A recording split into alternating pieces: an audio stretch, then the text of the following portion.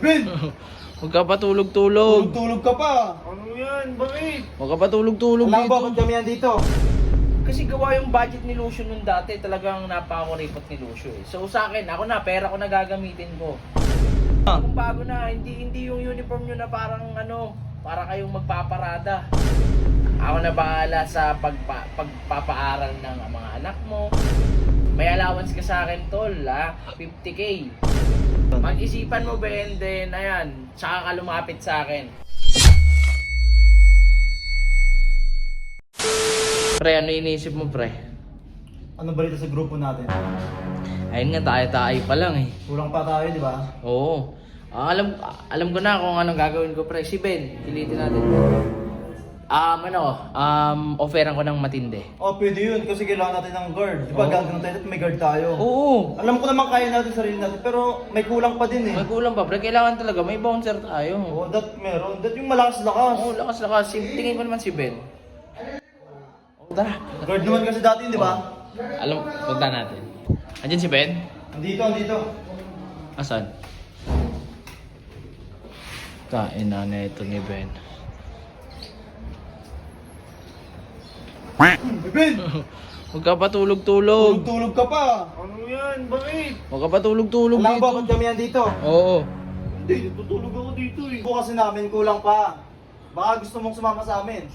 Sino sasali sa inyo? Ayaw, sabihin mo nga. Sasali sa inyo? Tayo na ito ni Ben. Pakeme ka pa eh. Ano ka pa eh. Sumama ka na sa amin, Ben. Alam mo ba, pag sumama ka sa amin, ako na bahala sa magpapaaral sa mga anak mo. Oo.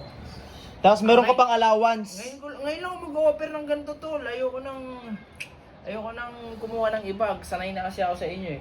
Dati, di ba, napasahuran naman kita, pero hindi ganun kalaki. Eh, sinungaling ka eh. Oh.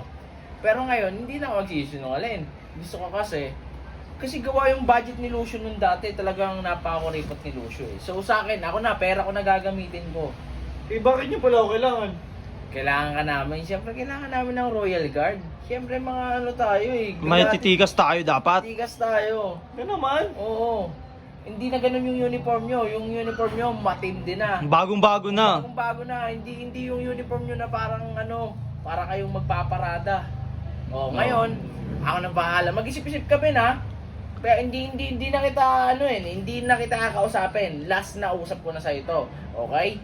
Eto na. Ako na bahala sa pagpapaaral ng mga anak mo. May allowance ka sa akin, tol, 50K. 50K yan. Yung 50K na yan is half ng month ko lagi sa'yo ibibigay. Oo, yan. Sure yan? Sure to, Quincenas pare. yan. Usapan? Oo. Sige, pag-isipan mo. Ako, di na kita pipilitin. Kung ayaw mo sumama, Oo. edi okay lang. Kung gusto mong sumama, edi mas okay. Mas okay yun kasi Oo. alam mo naman Oo. kailangan namin ngayon. Pag-isipan mo, Ben, then, ayan, tsaka ka lumapit sa akin. Okay?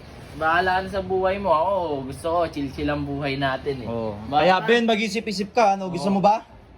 Alam kong gusto mo rin kasi wala kang pera ngayon tsaka wala kang kwentang tatay Hayaan mo na yan. Tara na. Dito tayo. Mag-isip siya. Mag-isip-isip ka Mag-isip-isip ka, Ben. para yung anak mo mapaaral mo ng maayos. Grabe naman. Kaya ko naman pag-aralin yun, tol.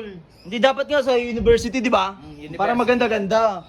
Hindi yung sa lang, sa public lang. Pag-iisipan ko yan, sana totoo yung pinagsasabi mo. Tsaka wala ka naman masyado gagawin dun. Kakain ka ng masarap naman sa bahay. Ano naman kayo sa kakain? Matutulog ka ng masarap. Ano Hindi naman naman kita gagawing alipin. Oh.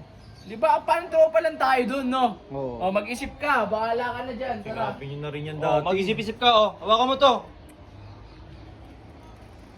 Ito mga to. Nagre-recruit na naman. Oh, angas-angas mo. Wala nang si alamat. So guys, ayan na. Nagsimula na naman sila mag-recruit ng mga kasama nila. 50K. May benefits. Tapos sila pa magpapaaral sa anak ko. Kapag parang hirap mag-isip. Siguro pag-iisipan ko ba to ng mga tagal siguro. Bahala na.